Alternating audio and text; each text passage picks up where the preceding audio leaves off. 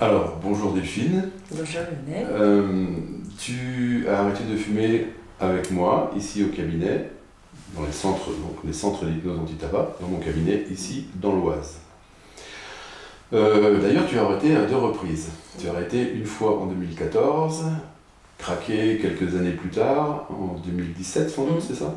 Et tu as repris une dizaine de mois et tu es revenu une deuxième fois en 2018 pour arrêter de fumer une seconde fois. C'est ça.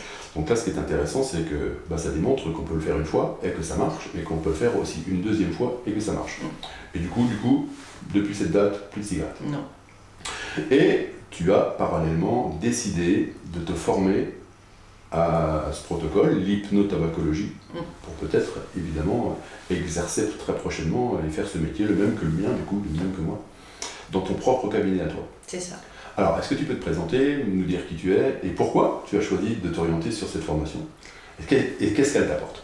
Alors, je m'appelle Delphine, je suis psychologue en milieu carcéral, je suis également naturopathe depuis 2016. J'ai arrêté de fumer à 2 reprises avec l'hypnothérapie et aujourd'hui, la formation me semblait importante dans mon cabinet avec la naturopathie, à allier à la naturopathie et aussi à un projet que je peux avoir, c'est-à-dire ouvrir mes portes vers des personnes qui sont en demande mais qui n'osent pas pousser les portes de ce bien-être assez facile. Très bien. Donc, tu as intégré la formation. Comment tu l'as abordée cette formation et comment tu gères ça et qu'est-ce qu'elle t'apporte au quotidien? Comment tu la trouves cette formation? Alors, elle est très concrète.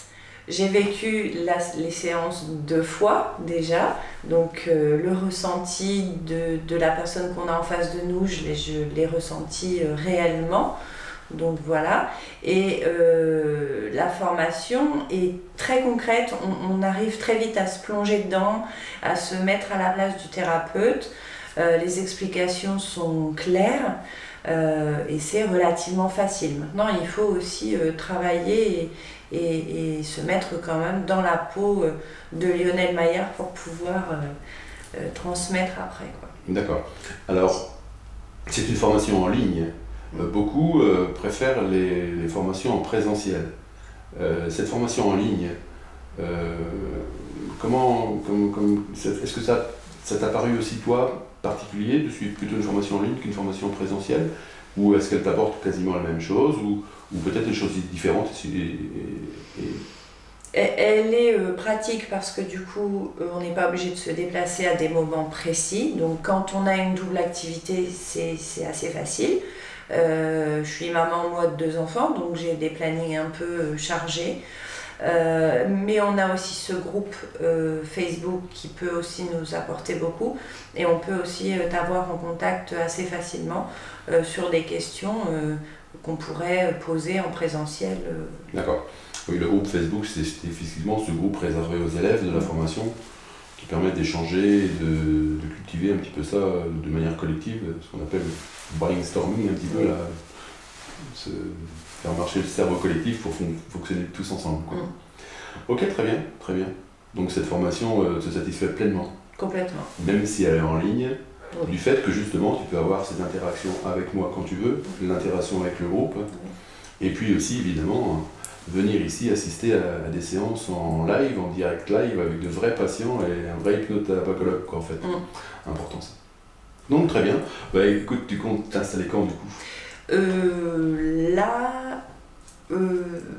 J'aimerais, avant les vacances de cet été, j'ai déjà un cabinet naturopathe et j'aimerais vraiment allier les deux et avant les vacances estivales, c'est-à-dire juin, ouvrir.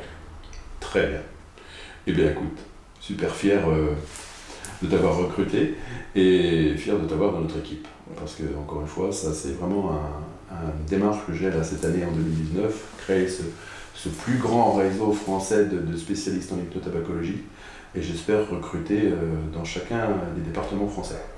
Et il faut savoir qu'il y aura toujours cette limite d'un maximum de 5 ou 6 hypnotabacologues par département, parce que cela créerait forcément une sorte de super concurrence entre les uns et les autres, et ce ne serait pas raisonnable qu'il y ait 300 personnes par département, ce qui serait complètement incohérent.